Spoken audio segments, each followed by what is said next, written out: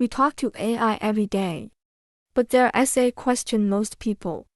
Rare LY stop to ask seriously. Does it really understand us? It has no senses, no life experience, and no direct contact with the physical world. It does not know what an apple feels like in your hand, or what wind feels like on your face. So how did it gradually get closer to language and meaning? Why do these technologies sound familiar, yet only now seem suddenly so intelligent? In this chapter, we'll start from the foundation and unpack that path step by step. When a person sees a sentence, the process is usually much richer than we consciously notice. Take this sentence. I have a cute little cat. You don't just mechanically recognize the words. You immediately understand what the sentence is saying.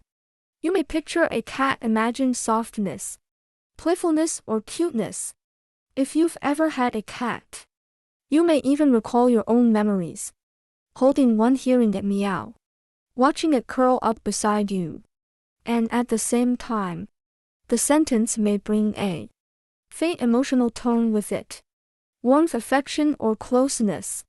So when humans understand a sentence, we're not just reading words. We're activating meaning, association, experience, and emotion all at once. So here comes the question. If the same sentence enters an AI model, what happens? Will it form associations? Will it have emotions? Will it picture a cat the way we do? Or when it sees this sentence, is it actually processing something completely different? The answer is completely differently. For AI, words like cat, dog, and apple do not first become a cat, a dog, or an apple in the human sense. It does not begin with sensation, memory, or emotion. What AI encounters first is a sequence of symbols that must be processed. Those symbols are turned into identifiers, vectors, matrices, and numbers. So at the beginning, AI is not processing the thing itself. It is processing a computable representation of that thing. Even though AI won't picture a cat the way humans do, that doesn't mean there is nothing there. Take this sentence. I have a cute little cat. For the model, the sentence can be broken into process-able parts. Then through training, it gradually learns that I behaves like a subject, cat behaves like an object, have expresses a relation, and cute and little describe the cat. So AI may not literally see a cat, but it can still form a structured understanding of who is related to what, and what is describing what. Wait a second. At this point, you've probably already thought of a new question. If AI needs to break a sentence apart, how does it know where to split it? Why not just treat the whole sentence as one unit? And even if it does split it, why choose behavior cut a little cat? Why not split it into tiny fragments? Or group the words in some odd way? That question leads us to a basic but crucial concept. 星号星号 Tokenization 星号星号. Before a sentence is actually split, AI usually starts with a 星号星号 token vocabulary 星号星号. You can think of it as a list of text fragments that the model is allowed to recognize and use. This table does not contain only complete words. It may include words, parts of words, punctuation, number fragments, and special symbols. So it isn't just a dictionary. It is a table designed for computation. And it is usually not handwritten entry by entry. It is built from large amounts of text, by observing which fragments appear often, and which ones are worth keeping. Once the token vocabulary exists, the component that actually breaks the sentence apart is usually a pre-processing step called a tokenizer. It does not improvise a brand new rule every time, and it does not choose randomly. Instead, The raw sentence enters the tokenizer, and the tokenizer uses the available units, together with a segmentation strategy, to decide how the sentence should be split. So the vocabulary provides the options, while the tokenizer chooses the actual cut. At this point, you may naturally ask another question. If the sentence is split into usable units, who created that list of units in the first place? Why does it contain entries like cute little and cat? Why not some other combinations? And what do we mean by training here? It is not the same as human learning in school. When humans learn, a teacher explains concepts and methods. We try to understand, remember, and generalize. But model training is different.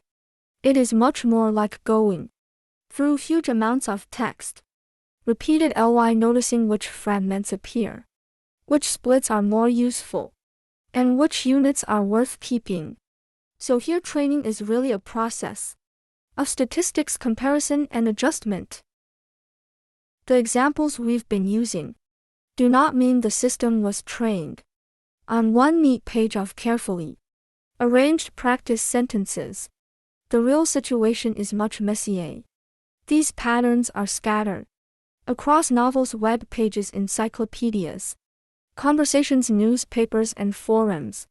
What the model sees is not a teacher-prepared worksheet. It is a huge world of mixed-source text, and some fragments later become important, not because they were specially highlighted, but because they keep showing up in many different places. So what happens next? A simple way to think about it is this. The system starts by taking notes. It notices which fragments keep showing up again and again across different texts. It may repeated ly encounter words and phrases like little cat, cute, or little cat. At this stage it still has not decided which ones will definitely stay. It is just collecting clues about repeated patterns. But another problem appears. If the system records everything it has seen, then many fragments could end up on the list. But clearly not every observed combination is worth keeping as a token. So the system compares further. Does this fragment often appear as a whole? Is its boundary natural? If we keep it, will it actually help later processing? That's why stable fragments are more likely to survive, while awkward or accidental fragments are more likely to be filtered out. By now, you may have another natural question.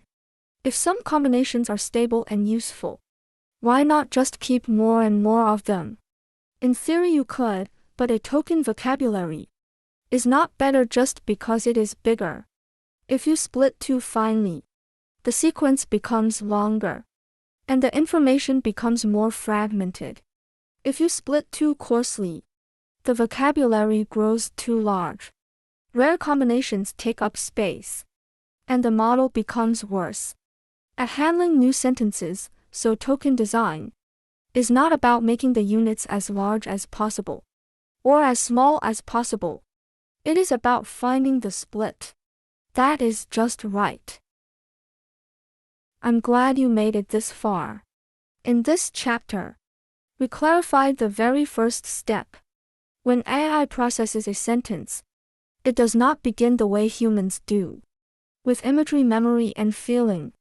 Instead, it begins by breaking the sentence apart into smaller units it can handle. And those units are not chosen arbitrarily. They are gradually accumulated and filtered from large amounts of text. So at this point all we've really done is prepare the raw materials. The next question is more interesting. Once those units enter the model, how do they continue forward? And how do they gradually combine into something that looks more like understanding? That's what we'll explore next.